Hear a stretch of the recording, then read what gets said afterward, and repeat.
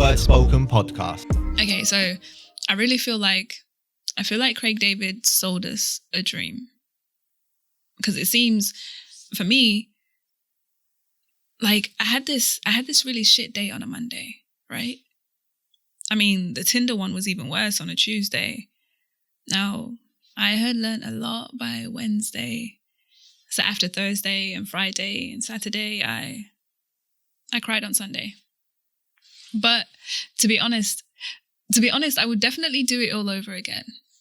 Because you see, after my dating spree, I learned quite a few valuable things about men.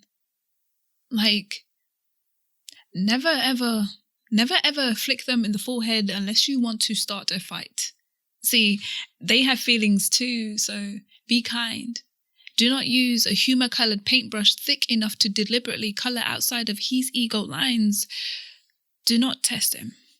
And if you're just venting, do not expect him to simply just sit there and say nothing, because they tend to work on this like really mysterious thing called logic, meaning they will try and problem solve every single topic. So do not ask him questions you do not want any real answers to. But if you do not get defensive when his responses do very little to pamper to you and your needs. Do not blame him. Do not challenge him or belittle him. Do not make more money than him. But if you do, again, do not challenge him or belittle him. Also, they tend to get quite upset when you constantly question where their loyalties lie. So try not to consistently ask him where he has been, because he will not allow you to accuse him of things that you have never personally seen. So no matter how many times your best friend Jackie relayed it, he will never play it. So do not play with him. And do not mistake his PlayStation for merely just play, because it's actually really quite serious. And if it gets serious, do not cheat on him. Because according to a guy, and these were his words, not mine, according to a guy that I once knew, he said to me, cheating hurts men more. So try not to let another guy hit it.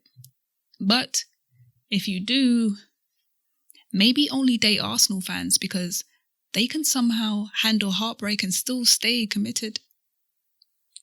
And do not make jokes about his favourite football team, especially on a day that they have just lost. This is a very, very delicate line, only to be crossed by his closest friends. And do not be surprised to learn that his friends are not really your friends. And try not to force your friends to be his friends either. And if you guys end up in a fight about this, do not go and take a breather or a break.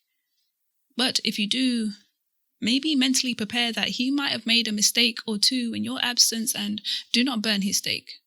Always try to season with spice, and I can't stress this enough, never ever undercook the jollof rice. Matter of fact, never ever serve him anything raw other than your emotions, but in the same breath, try not to overfeed him. And when you see him in a club, do not steal his hat and run off. And when you're getting ready for that night out, try not to take too long, and don't you dare, for God's sake, ever ask him where his hairline has gone. But most importantly, and above all else, do not assume that any of these rules apply to anyone else, let alone the next guy you meet, because men are most definitely unique.